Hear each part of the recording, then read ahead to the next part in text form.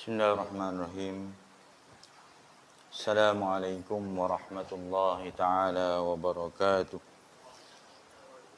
Nabda hadzal majlis qiraati umul kitab al-Fatihah. A'udzu billahi minasyaitonir rajim. Bismillahirrahmanirrahim. Alhamdulillahirabbil alamin. Arrahmanir rahim. Maliki yaumiddin. Iyyaka na'budu wa iyyaka nasta'in.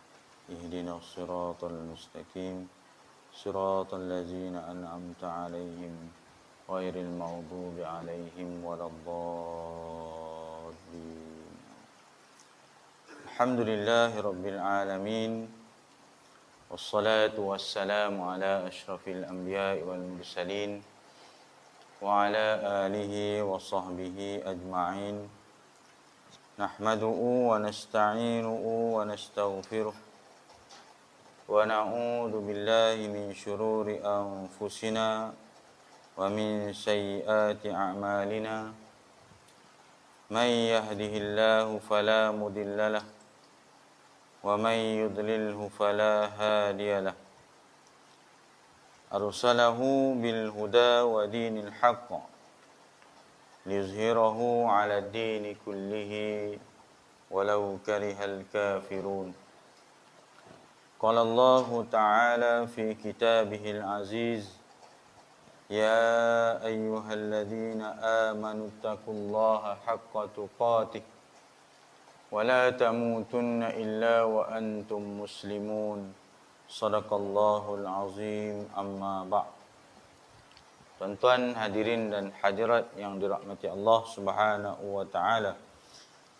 Alhamdulillah, kita syukur kehadrat Allah Subhanahu wa taala diberikan kesempatan kita pada pagi subuh yang berbahagia ini untuk kita dapat hadir ke rumah Allah menunaikan solat fardu subuh berjamaah yang besar ganjarannya di sisi Allah Subhanahu wa taala, dan diberikan kesempatan untuk kita dapat bersama-sama pada pagi yang berbahagia ini untuk berada dalam majlis ilmu. Mudah-mudahan Allah Subhanahu wa taala memberkati atas usaha kita untuk berada di dalam majlis ilmu, insya-Allah.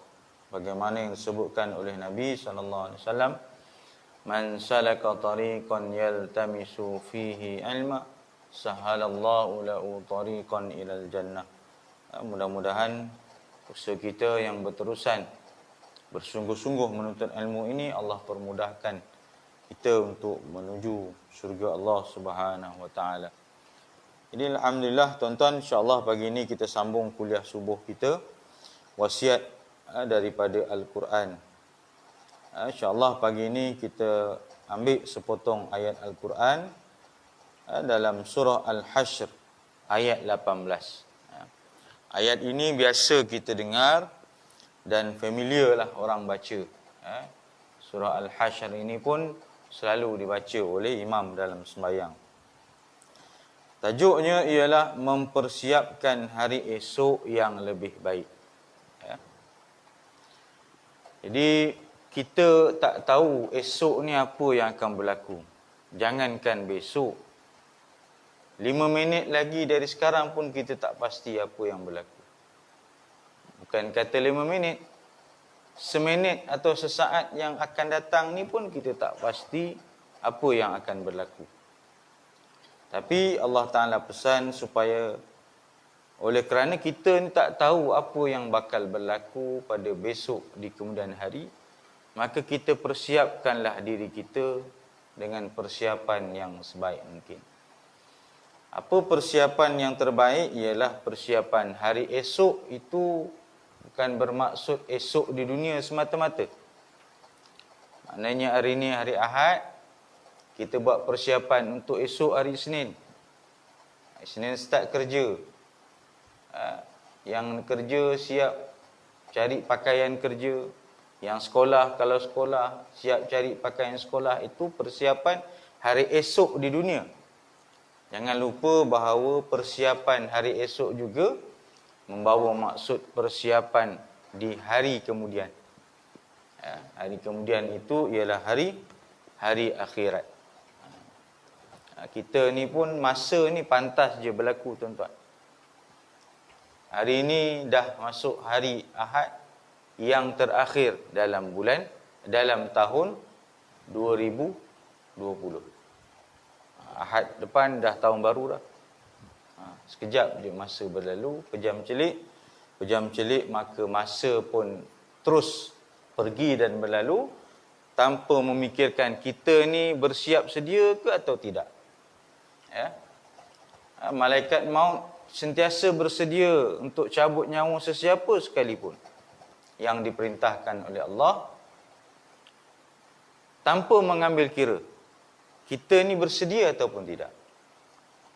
Ya. Adakah kita dah cukup bekalan ataupun tidak, itu tak ada dalam perkiraan malaikat maut.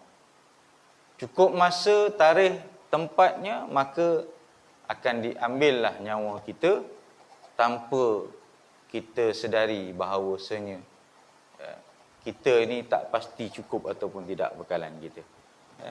Jadi sama-samalah kita ambil ayat ini sebagai muhasabah pada pagi ini. Mudah-mudahan Allah Ta'ala memberikan ia satu peringatan yang berharga lah buat kita.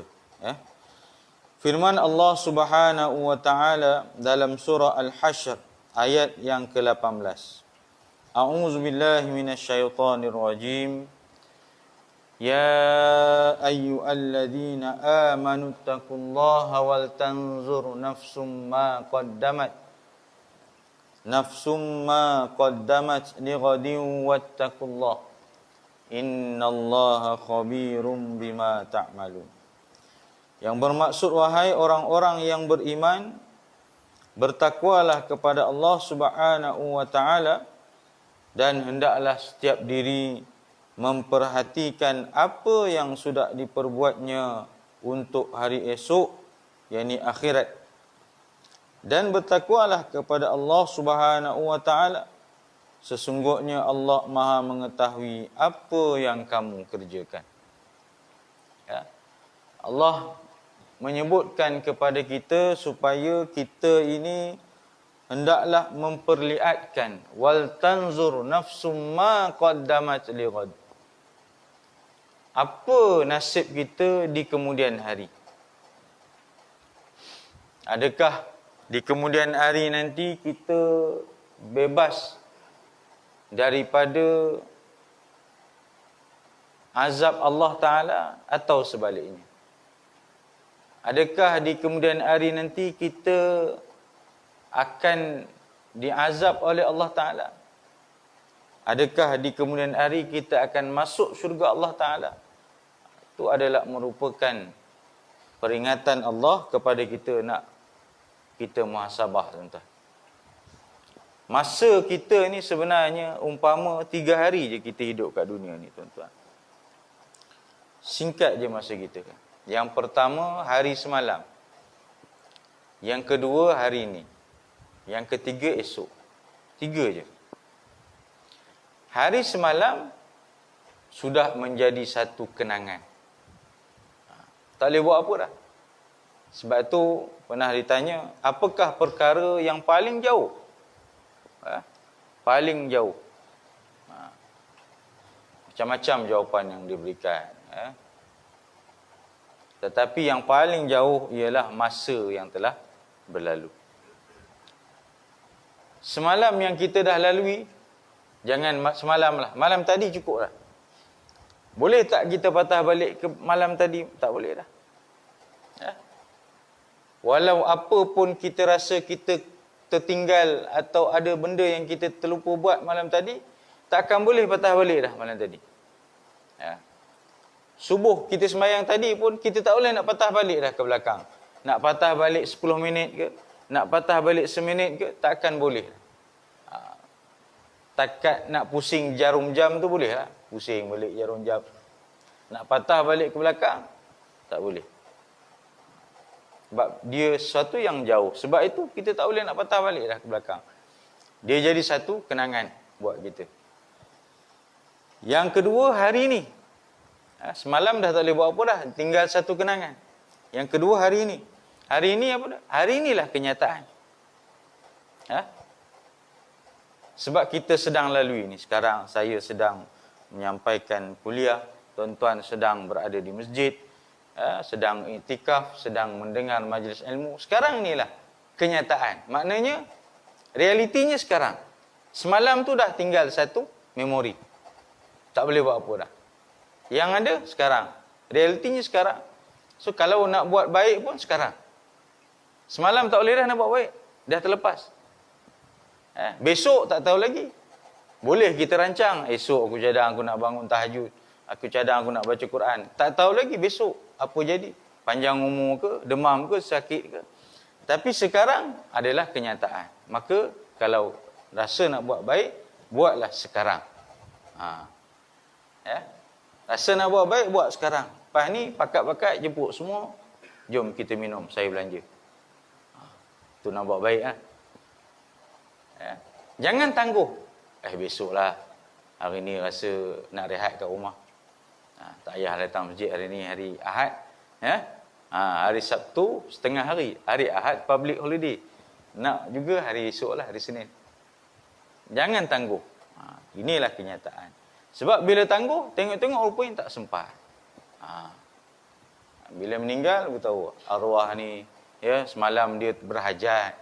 Baru dia nyebut kata, aku cadang besok aku nak buat kenduri lah kat masjid ni. Doa selamat. Alhamdulillah, bonus sebulan gaji ni dapat. Yang negeri lah. Yang federal tetap 600 juga. Rasa-rasa besok lah. Hari ni tak ada nak rehat kat rumah. Tak ada besok, malam dah meninggal. Tambah pula kalau disebut-sebut, aku cadang, aku nak buat besar-besaran. Doa selamat ni, kenduri kesyukuran ni. Kurang-kurang kambing 2 ekor. Malam dah meninggal. Besok, orang dah nyebut-nyebut Allah. Malam tadi baru je Haji ni sembang aku.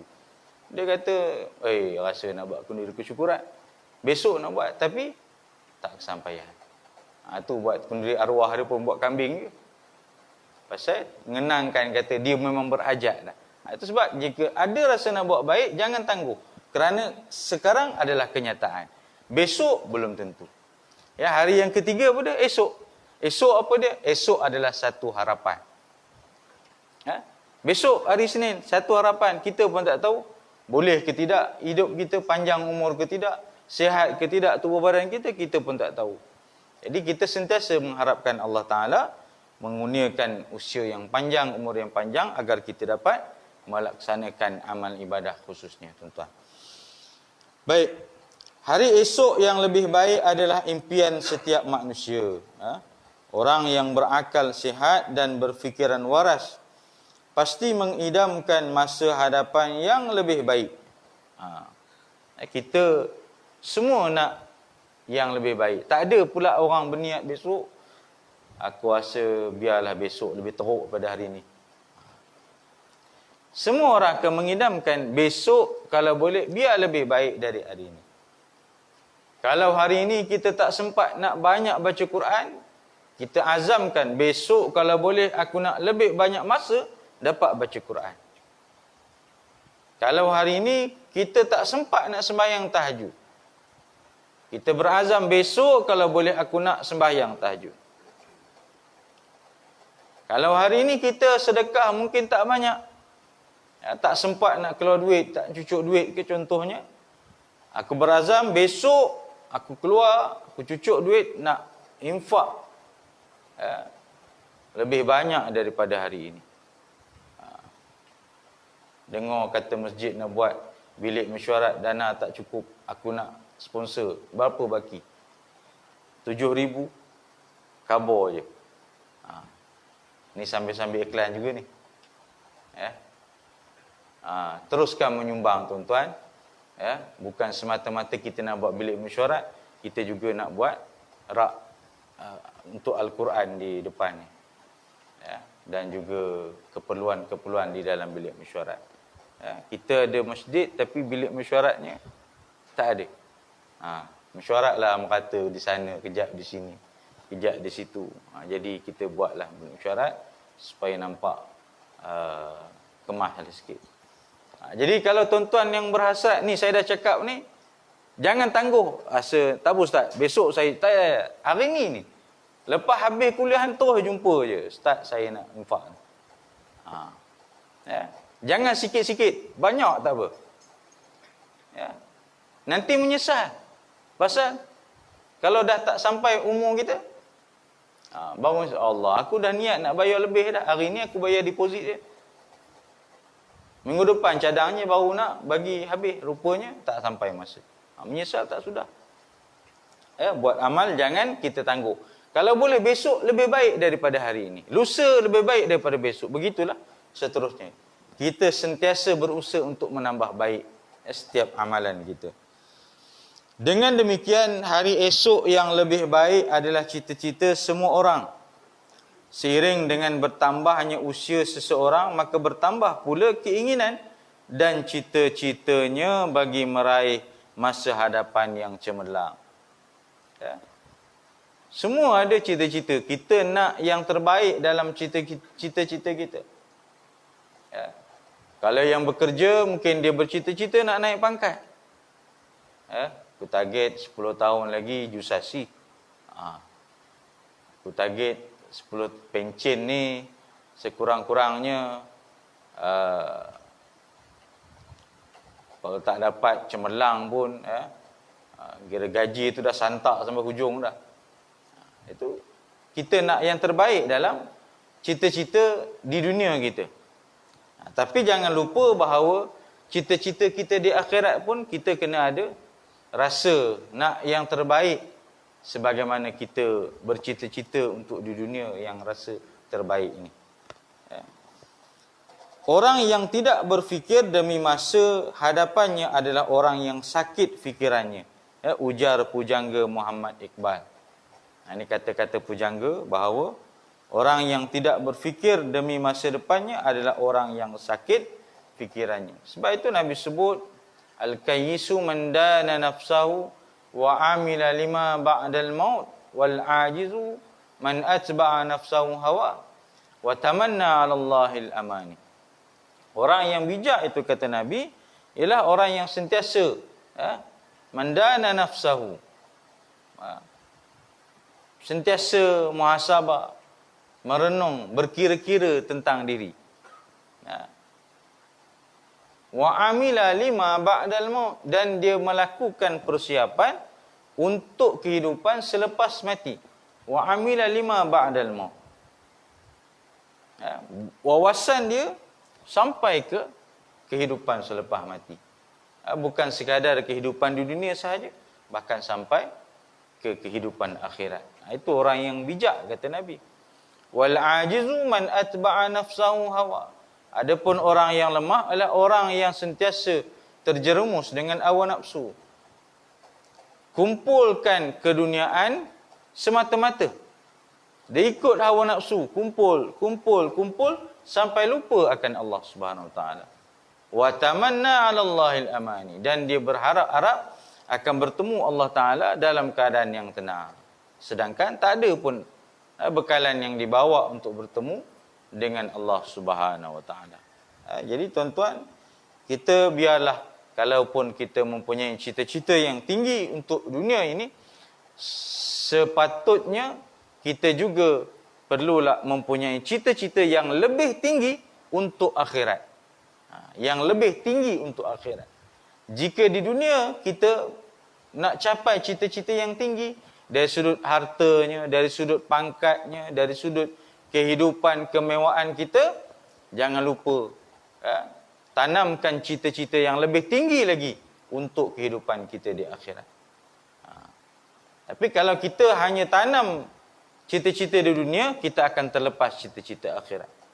Tapi kalau kita tanam cita-cita akhirat, insya-Allah cita-cita dunia akan menyusul. Ibarat orang tanam tanam padi, tanam pokok, tanam apa juga buah-buahan, pasti akan tumbuh lalang ataupun rumput. Walaupun kita tak tanam pun lalang tu. Tapi kalau kita tanam rumput, tanam lalang, tak naiknya pokok. Tak pernah dibuat orang tanam lalang, tiba-tiba tumbuh pokok durian. Tak ada. Tanam lalang, tumbuh pokok padi, tak ada. kita tanamkan cita-cita akhirat, insya-Allah cita-cita dunia akan menyusul. Tapi kalau semata-mata cita-cita dunia, mungkin kita akan terlepas cita-cita akhirat kita. Satu hadis Nabi SAW, ini pun biasa kita dah dengar. Sebagaimana yang diriwayatkan oleh Ibnu Umar, satu ketika Nabi SAW menepuk bahu Ibnu Umar radhiyallahu anhu. Kemudian Nabi sebut, kum fid dunya ka'annaka gharibun au 'abirus sabil. Jadilah kamu di dunia ini seperti orang yang asing. Orang asing. Orang yang asing ni kata kita tak bergaul dengan orang asing. Au 'abirus sabil, ataupun kita jadilah seperti orang yang bermusafir. Orang yang dalam perjalanan ketika dunia ini. Kalau kita berada di dunia dalam keadaan dua benda ini, seolah-olah kita akan tahu matlamat kita di dunia ini bukan kekal. Kalau orang musafir, pengembara ni, dia hanya bersifat sementara je. Aku mengembara sampai masa aku balik. Ataupun aku mengembara sehinggalah sampai ke destinasi yang dituju. Kalaupun dia berhenti, mungkin berhentinya seketika. Kalau kita musafir, singgah di RNR, tak pernah orang duduk RNR bermalam sampai 3-4 malam, tak ada. Orang akan singgah di RNR sementara saja. Mungkin sekadar nak minum, mungkin sekadar nak makan, mungkin sekadar nak rehat tidur saja. Cukup masa mungkin sejam, 2 jam dapat rehat, dia pun bergerak meneruskan perjalanan. Itulah au 'abirus sabil. Kita hidup di dunia ni ibarat seperti orang yang mengembara, musafir. Seketika sahaja kita singgah dunia ini. Maka jangan kita habiskan masa yang banyak. Singgah RNR, duduk lepak setengah hari. Daripada pagi sampai petang. Buat apa? Saja rehat. Rugilah masa. Sebab kita nak teruskan perjalanan. Perjalanan masih jauh, destinasi tak sampai. Kalau rehat di RNR, rehatlah sekejap sahaja.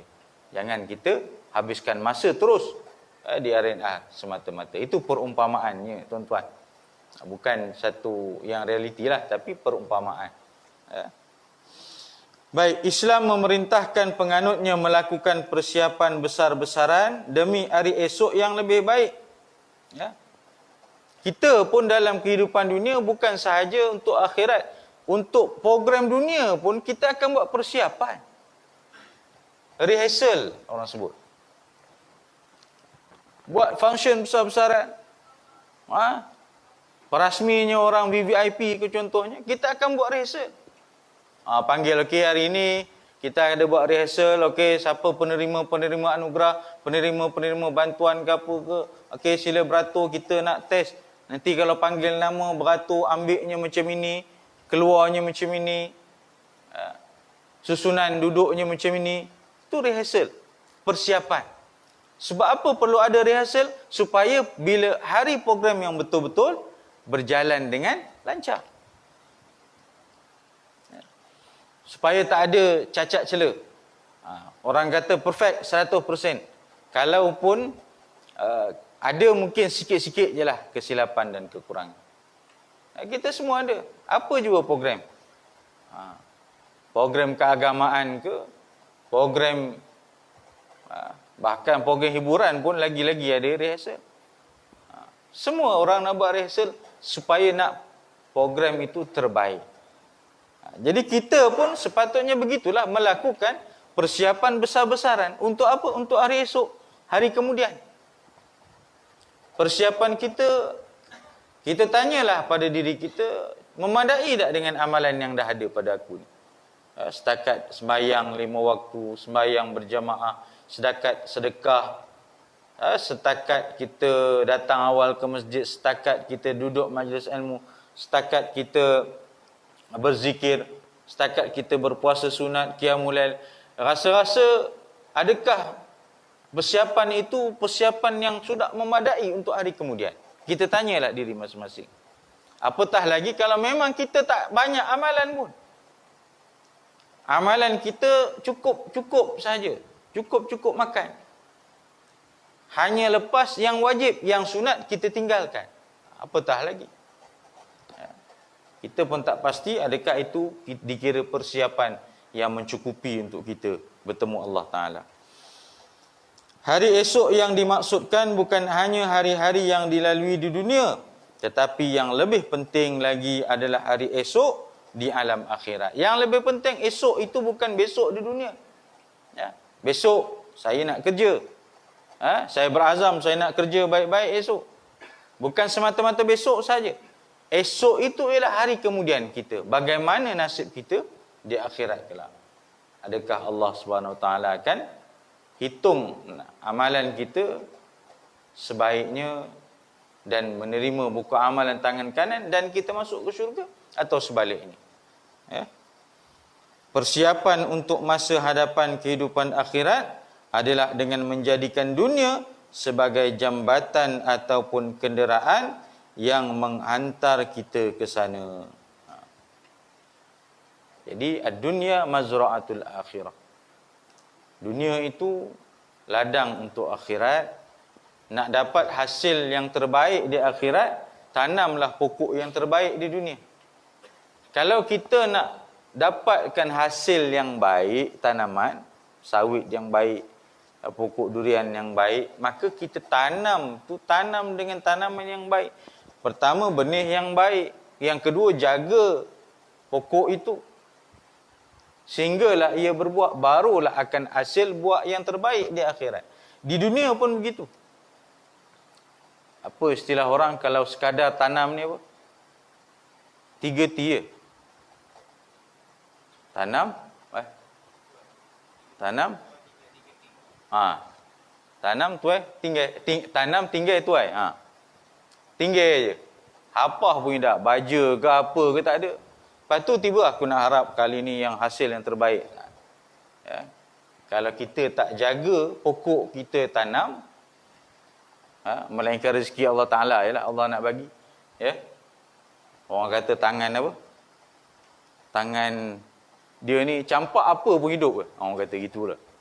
Dia punya tangan apa? Tangan emas ke apa? Dia tanam apa pun hidup. Setengah orang bubuh lah. Beria tanam, siram, baja, apa pun tak jadi ke. Bubuh lah. Orang kata bubuh tanah ini bagus ni. Tak jadi juga. Bubuh ini tak jadi juga. Yang kawan ni campak gitu je. Ini lepas apa ni, tak ada apa aku campak di belakang rumah. Hidup je. Yang kita beria. Jadi kita nak hasil yang terbaik di akhirat, tanam pokok yang terbaik. Dan bukan tanam saja, jaga. Ya. Baja dia, siram dia. Amalan ni kita jaga. Kita dah buat pahala ni, bagus, cantik tuan-tuan. Buat pahala. Sedekahnya, baca Qurannya, zikirnya. Jaga amalan. Jaga maksudnya, jangan kurangkan pahala-pahala tu. Dengan macam-macam yang boleh mengurangkan pahala. Dengan kita cakap tentang keaiban orang, cakap macam-macam, fitnah dan sebagainya. Akhirnya pahala kita menyusut. Kita sangka kita punya bekalan tu banyak, rupanya dia menyusut kerana ada amalan yang kita tak jaga. Ini kita kata baja tadi tu. Akhirnya sampai sana habis, tak ada apa amalan yang kita bawa. Okey. Jadi jadikan dunia ini jambatan, kenderaan untuk menghantar kita ke sana. Ya. Ini sambungan hadis Nabi tadi, saya lupa nak sebut tadi ya.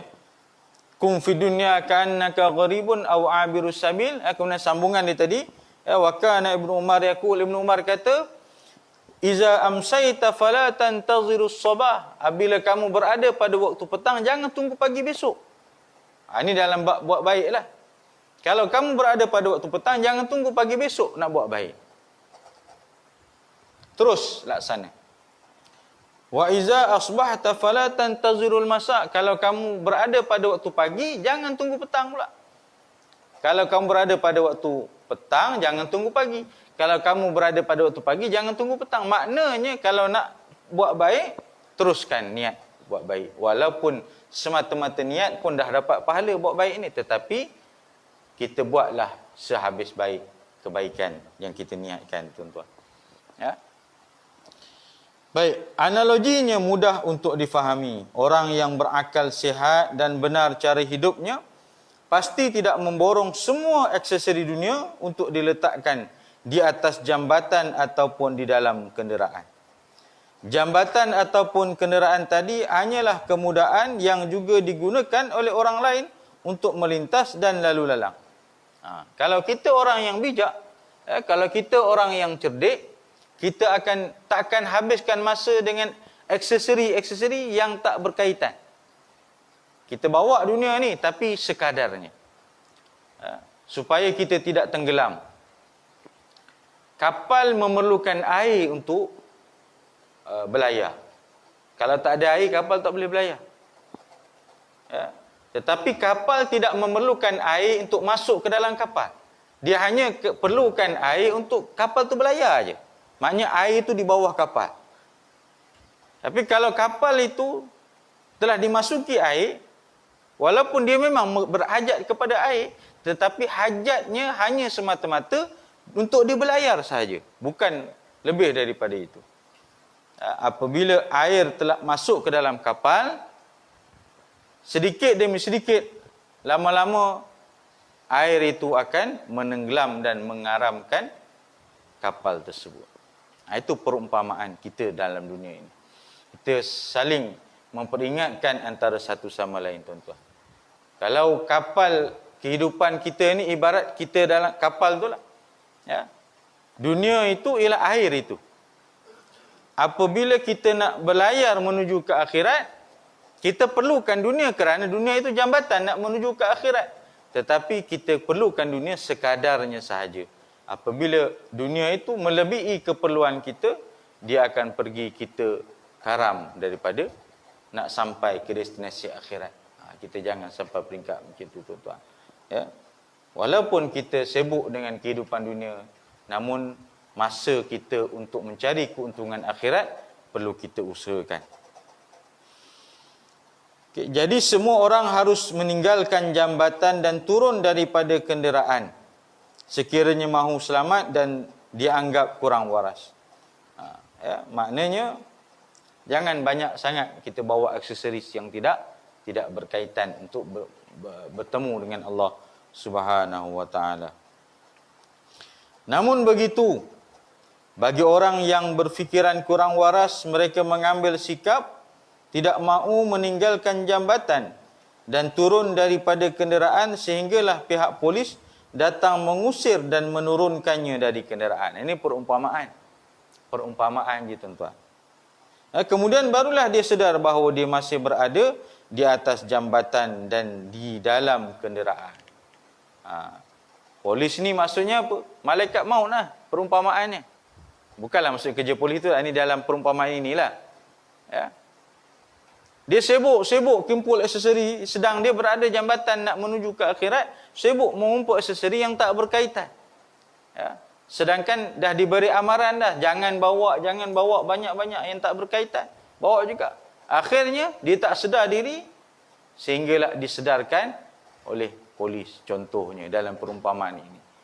Maksud polis di situ ialah perumpamaannya macam kita tak sedar, sibuk dengan dunia, kumpul, sibuk dengan dunia, akhirnya kita lupa. Kita dah bawa suatu benda yang tak berkaitan ataupun tak memberi manfaat sangat kepada akhirat. Akhirnya, apa yang terjadi, kita hanya sedar apabila malaikat datang mencabut nyawa, baru kita sedar. Rupanya selama ini aku banyak habis masa kepada perkara-perkara yang tidak membawa manfaat untuk aku bertemu dengan Allah Subhanahu Wa Taala. Polis tadi adalah kiasan bagi menyebut malaikat maut. Ini kiasan dia, perumpamaan. Yang datang untuk mencabut nyawanya. Sedangkan jambatan ataupun kenderaan adalah dunia yang dipertahankannya. Manakala aksesori yang dikumpulkannya tadi adalah harta benda dunia. Kemudian yang kedua, apa yang kita bawa, yang kita kumpul di dunia ni. Yang ketiga, masa kita dah tamat. Allah Ta'ala sudah bagi, ini saja limit masa kamu. Malaikat maut akan datang cabut nyawa. Masa tu barulah kita tersentak. Rupanya ni semua tak berkaitan dengan apa yang sepatutnya. Jadi tuan-tuan, kita ambillah kesempatan, ya. Masa yang kita pun tak pasti berapa lama berbaki. Ya. Mungkin sehari, mungkin sebulan, mungkin beberapa tahun saja yang Allah Ta'ala bagi masa kepada kita. Dan tak ada istilah, tuan-tuan, dalam bertemu Allah Ta'ala ni tak ada istilah yang tua jalan dulu, yang muda kemudian, tak ada. Ya. Yang tengah-tengah untung, pasal lambat lagi, tak ada. Ya, sampai masa, pergilah. Ya. Mungkin yang muda pergi dulu. Mungkin yang tua dah tentulah dah merasakan aku ni tak lama lagi. Tapi tahu-tahu tak lama lagi, tengok-tengok yang muda dah banyak pergi dah. Ya. Jadi tuan-tuan,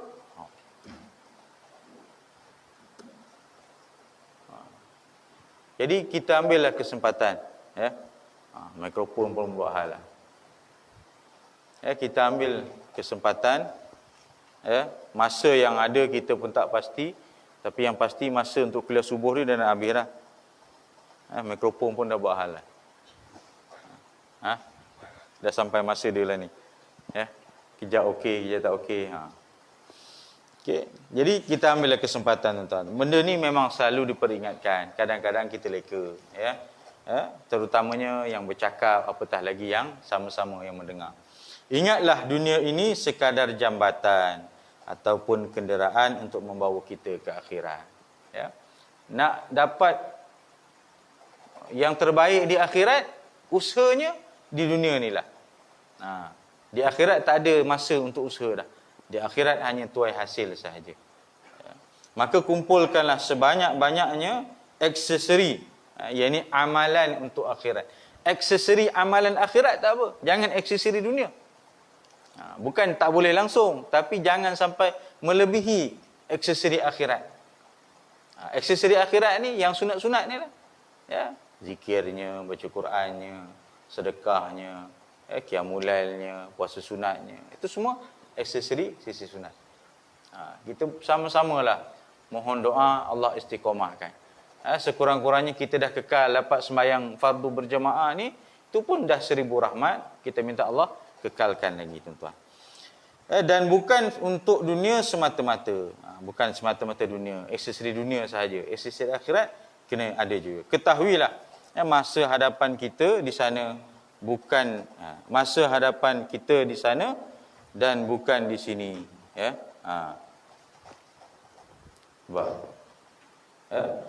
Masa depan kita yang sebenar di akhirat, bukan di sini. Sini adalah sementara. Walaupun kita rasa lama dah, lama dah aku duduk kat dunia ni, 90 tahun, 80 tahun, 70 tahun, kita rasa lama. Tapi nanti di akhirat lagi lama, abadan abada, selama-lamanya, tak ada tempoh, tak ada umur. Hidup kat syurga nanti 70 tahun ke 80 tahun, tak ada, tuan-tuan. Kita akan hidup selama-lamanya di sana. Jadi usaha untuk kekal selama-lamanya di sana ni bermulalah di sini. Jadi di kesempatan ini, tuan-tuan, saya ingin menyeru cadangan daripada kami pihak masjid. Kita mencadangkan nak selepas sembahyang solat fardu isyak, insya-Allah saya cuba mulakan malam ni lah. Selesai sembahyang fardu isyak, kita sembahyang pula. Kita baca surah Al-Mulk secara berjamaah. Boleh ke, tuan-tuan? Boleh ke tak? Ini untuk akhirat ni. Ya. Surah Al-Mulk bukan panjang, 1 juzuk, 2 juzuk, tak ada. 30 ayat je. 5 minit je. Boleh? Boleh ke tak? Bukan surah hafal, bukan saya suruh tuan-tuan balik hafal saya lagi baca, tak. Nanti kita carilah risalah ataupun himpunan surah-surah ringkas yang kecil macam Yasin tu, kita letaklah sini. Elok habis je sembahyang isyak, kita pun baca, wirid tu kita ganti terus dengan baca surah Al-Mulk. Kalau tunggu lepas habis doa ke, tinggal imam seorang je baca. Jadi habis je sembahyang, Assalamualaikum warahmatullahi, Assalamualaikum warahmatullahi, saya pusing belakang, terus ialah kita baca surah Al-Mulk. Habis surah Al-Mulk terus baca doa, itu tentang bangunlah sembahyang sunat. Apa kelebihan surah Al-Mulk? Sebolehnya jadikan sebagai amalan sebelum tidur. Kelebihannya dia akan mengangkat azab kubur. Kubur kita diterangi, kubur kita seluas mata mandang. Maknanya memudahkan hidup kita di alam barzakh lah. Itu kelebihannya. Kalau nak harap, tak apa ustaz, saya kat rumah boleh baca. Lebuh tuan-tuan. Kalau kata kat rumah nanti saya baca, lebuh. Tak ada yang bacanya. Balik dengan tengok TV-nya apanya, belum cerita sembang, akhirnya tak baca juga. Jadi bila kita baca berjemaah, sekurang-kurangnya ada kekuatan. Tak lama, sekejap je. Jangan risau, bukan pula hafal. Kita boleh buka Quran. Nak tengok Quran boleh, ataupun nanti kita cuba usaha belikan yang risalah macam Yasin tu lah, yang kecil tu, surah Al-Mulk. Kita letak kiri kanan kan, habis sembahyang dah baca, habis tak balik. Boleh kita cuba mula malam ni. Harap-harap istiqomah lah. Jadi siapa-siapa imam yang bertugas, kita harap boleh teruskanlah amalan ni. Macam kita buat ngaji lepas subuh lah. Dulu-dulu mungkin tak ada kan. Dulu-dulu apa istilah dulu Cikgu Mat kata? Tunggu sekejap selepas subuh apa? TS apa? Dulu tak ada kan. Dulu mana ada. Lepas tu Cikgu Mat ilhamkan. Dan alhamdulillah kekal istiqomah terus. Tak ada je kuliah subuh, kita ambil slot tu. Tak ada kuliah subuh, kita ambil. So yang ini pun lebih kurang tu lah. Yang itu pun kita ambil 10 minit. Yang selepas subuh, bacaan selepas subuh 10 minit. Yang ini pun tak sampai 10 minit ke 5 minit. Jadi saya harap tuan-tuan dapat kekal, tunggu. InsyaAllah nasi bungkus ada kat luar tu takkan hilang. Jadi habis je ngaji tu, terus doa, teruslah. Tak adalah wirid-wirid apa lagi lah. Kita anggap bacaan surah Al-Mulk tu menggantikan wirid selepas sembahyang insya-Allah. InsyaAllah. Wallahu alam. Tuan-tuan, saya rasa cukup sekadar itulah kuliah kita pada malam ini, pada pagi ini. Mudah-mudahan Allah Taala memberikan keberkatan atas apa yang kita sama-sama dengar. Wallahu alam. A'udzubillahi minasyaitonir rajim. Bismillahirrahmanirrahim. Allahumma ja'al jam'ana hadza jam'an marhuma wa tafarraqna min ba'dihi tafarruqan ma'suma. Allahumma nawwir qulubana bi nuri hidayatika kama nawtal arda bi nuri syamsika abadan abada bi rahmatika ya arhamar rahimin. Rabbana atina fid dunya hasanah wa fil akhirati hasanah wa qina adzabannar. Wa sallallahu ala sayyidina Muhammad wa ala alihi washabbihi ajmain. Walhamdulillahirabbil alamin. Kita tangguh dengan tasbih farah dan suratul asr. Subhanakallahumma wa asyhadu an la ilaha illa anta astaghfiruka wa atubu ilaik. Bismillahirrahmanirrahim. Wal asr innal insana lafi khusr illa alladziina aamanu wa 'amilus shalihaat wa tawassaw bil haqq wa tawassaw bis sabr. Shadaqallahul azim. Assalamualaikum warahmatullahi taala wabarakatuh.